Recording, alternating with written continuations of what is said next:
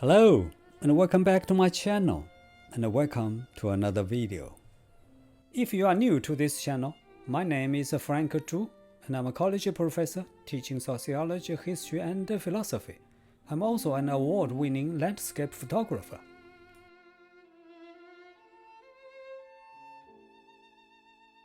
Today, I want to share with you some of my critical thoughts about one seemingly simple but very important concept in philosophy, that is, liberty, or if you like, freedom. Well, strictly speaking, of course, the word liberty is different from the word freedom.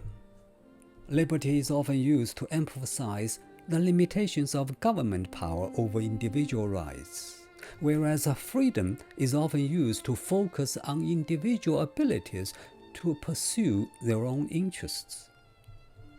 However, these two words are almost always used interchangeably by many people in our daily life. In today's video, I will use both of them, and for the sake of simplicity, I use them to refer to the same thing.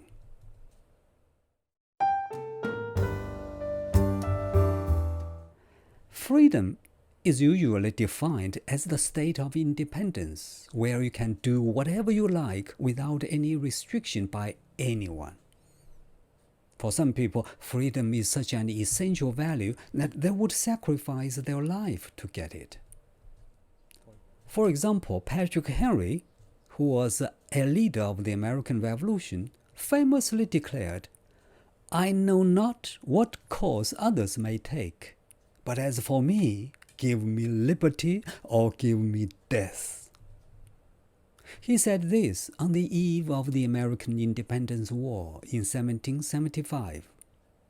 At the time, many American colonists were still debating if they should wage a war against Britain in order to gain freedom, because Britain was still considered as the mother country by many people.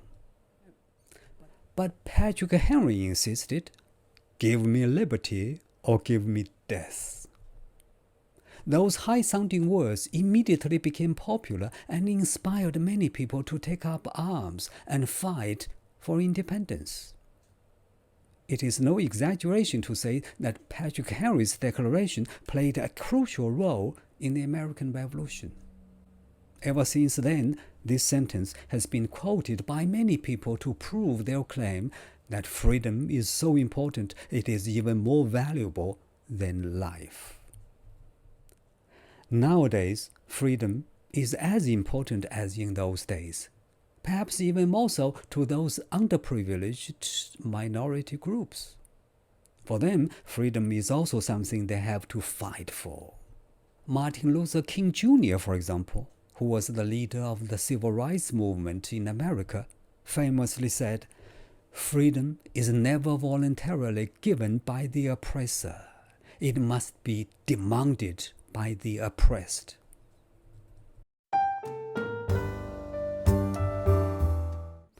There is no doubt that I agree that freedom is essential to living a meaningful life.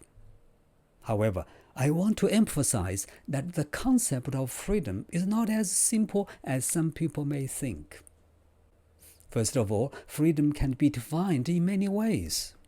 It can mean different things to different people, and some people may need freedom more than others in some aspects of life.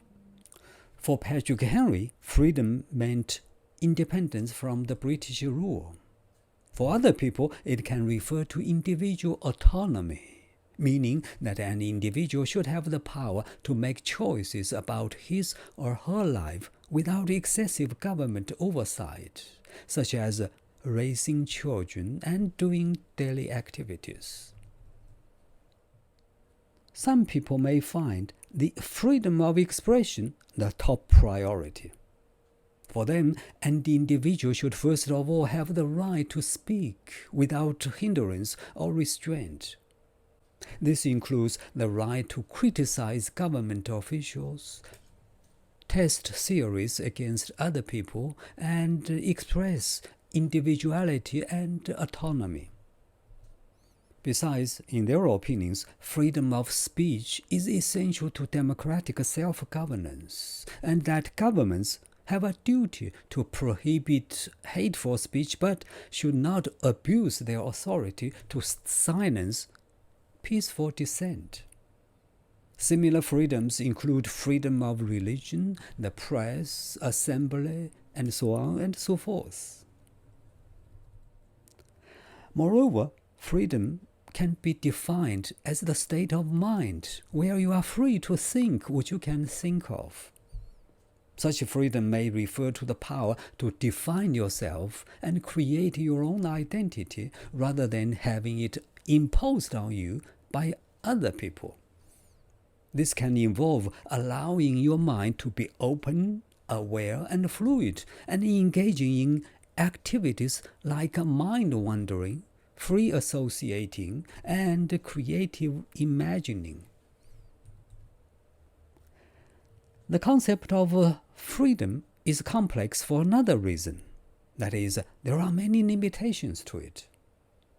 It is so important to understand its limitations that I want to elaborate a little bit. First of all, you can only have such an extent of freedom when your choices don't clash with another person's choices, or when your freedom to act doesn't infringe upon another person's freedom. That's why all societies, however free they are, have laws and rules to guide and regulate people's actions so that no one's freedom will infringe upon another's freedom. For example, you don't have the freedom to shout, "Fire!" in a crowded theater, or shout, "I have a gun!" on a flying passenger airplane. Not only is a freedom limited, but it is also not always a good thing to everybody, and not everybody will enjoy freedom all the time. Suppose you just got fired by your boss because you insisted on your freedom to play games at work, and your boss said to you, "You are fired. Now you are free to do whatever you want." If this is the freedom you have been looking for, what is so good about it? Can you play games when you don't have any income and can't even feed yourself? Furthermore, suppose you are left alone on a desert island where there is absolutely no one around. On this island, you are free from any demand or control, and you are totally free to do anything you want. Can you do everything you want to do? Would you enjoy this kind of freedom?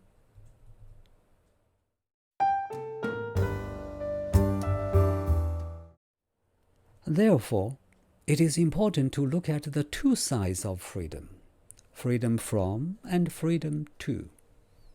The former is known as negative freedom in philosophy, whereas the latter is known as a positive freedom.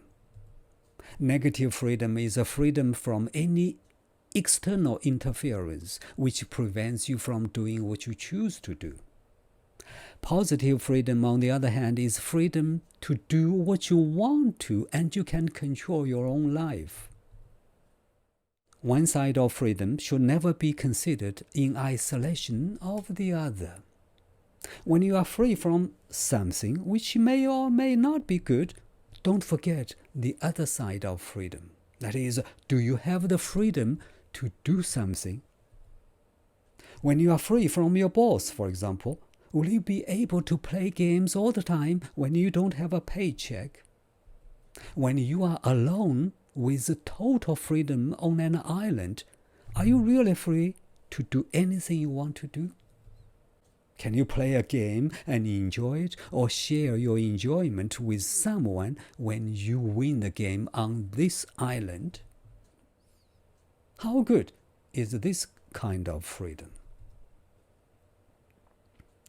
Furthermore, the importance of freedom can vary between individuals and cultures. For some people, as I said earlier, freedom is an essential aspect of their lives, and they are willing to fight and even die for it. However, other people may prioritize security, stability, or other values over freedom. They are willing to sacrifice some of their freedom in return for some safety. In some cultures, such as in some Asian cultures, collective freedom may be viewed as more important than individual freedom, meaning that an individual is supposed to give up their freedom to conform to the wishes of the community. Finally, even when you think you have freedom and you think you enjoy it, it may not be real freedom. It may be only an illusion.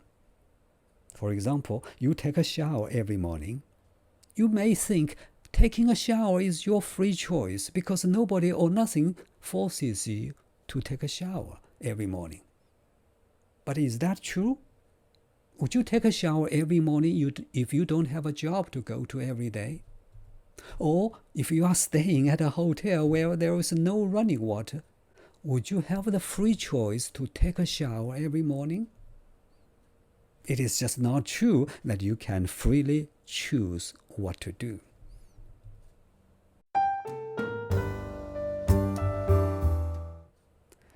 To conclude this video, the point that I wanted to make is that freedom is a complex and multifaceted concept in real life as well as in philosophy. It means different things to different people. Some people need it more than others.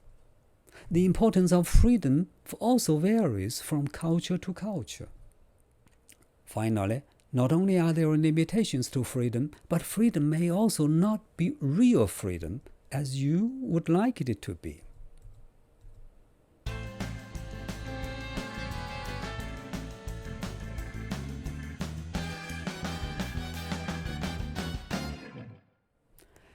Well, that is all that I wanted to talk about in today's video. As always, thank you so much for watching, and hopefully I'll see you in the next one.